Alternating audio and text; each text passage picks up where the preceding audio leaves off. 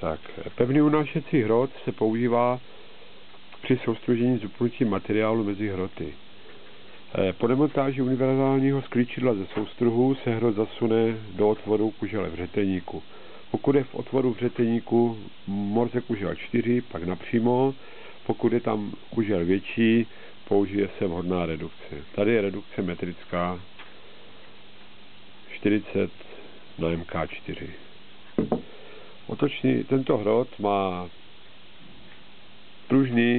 pružný hrot středový, který slouží k ustředění obráběného materiálu. Po obvodu je 5 kamenů unášecích, které jsou na kružnici 35 mm. Postup při upnutí obráběného materiálu. Materiál, který má být upnut, se z obou stran navrtá středicími důlky a pak se vloží mezi tento pevný hrot a hrot v koníku, otočný hrot v koníku soustruhu. Takto se sevře a utáhne natolik, aby se středový hrot zatlačil a materiál se opřel o tyto unášecí kameny.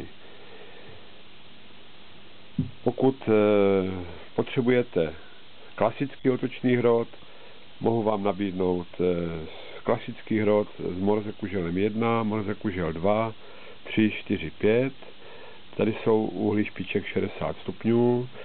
Pro operace, kdy budete obrábět těsně blízko upnutého materiálu do hrotu, se používají otočné hroty s prodlouženou špičkou. Zase k dostání s kuželem morze 2, morze 3, morze 4. Pokud je potřeba mít odolnější špičku hrotu, jsou v nabídce zase s kuželem 2, 3, 4 hroty s tvrdokovovým koncem.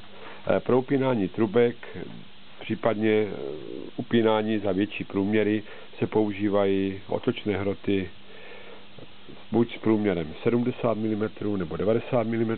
V obou případech je úhel 60 stupňů. Upínací stopka je morze 2 a morze 3.